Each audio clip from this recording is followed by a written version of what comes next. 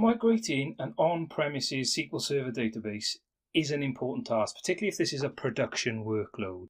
And you're going to want to plan your migration down to the finest detail to ensure you get it right first time.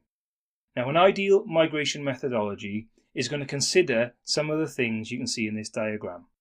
First of all, you need to identify the reasons for your migration to Azure, the benefits you're going to be delivering. Then you're going to need to identify what is stopping you currently moving your on-premises SQL Server database to Azure. You're going to want to select a service model that best fits your workload in Azure to make sure you get the right performance when your database gets to Microsoft's cloud. Same for a service tier. And then you need to decide how you're going to get your database into Azure. And we'll look at some of those tools available to us a little bit later on. And then we're going to select the main region our Azure SQL database is going to be running in, and the disaster recovery region too. Let's look at our migration methodology components one by one. We'll start with finding the migration benefits. You're going to analyze and find out the benefits of migrating your on-premises databases to Azure SQL database. Migrating the database to a new platform involves a lot of time, a lot of effort, a lot of planning.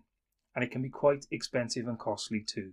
So it shouldn't just be done for the sake of having a cloud-based database.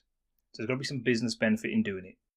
Then, once you've identified the benefits, the reasons for going to the cloud, you're going to need to identify what issues in your current database are preventing you from migrating to the cloud. What blockers do you have? Okay, are there any compatibility issues which may stop the migration in its track? The next decision we need to make as part of our migration strategy is to choose a service model. This is basically making the decision as to whether the database is going to be deployed individually or whether it will be part of an elastic pool. And it is an important decision because it will affect things like the overall price, the service tier we can choose, the performance we're going to get, and how we go about managing our Azure SQL database. With the service model chosen, we need to then pick a service tier. This is important as it will directly affect the performance of our Azure SQL database. A lower service tier will result in less performance. A higher service tier will result in better performance, potentially. It has more resources available, but with that comes additional cost of running at the higher tier. The next choice we need to make in migrating to Azure is where the database is going to live and where the disaster recovery region will be.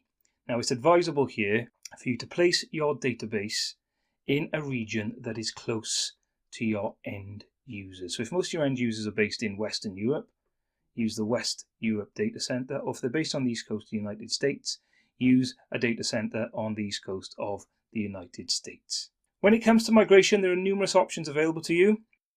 Microsoft have got various tools that allow you to automate the database migration process. These are things like the data migration tool. You can write PowerShell or C# scripts as well to automate this process. The tool selection is going to largely depend on the size of the database you're migrating and the amount of downtime allowed by your SLA. Lesson 2 is broken into 4 main topics. So we will be discussing the Azure SQL database service tiers that are available to you, determining an appropriate service tier, looking at and examining any compatibility issues that are preventing you migrating to Azure, and looking at the migration method for moving our databases to the Azure SQL database.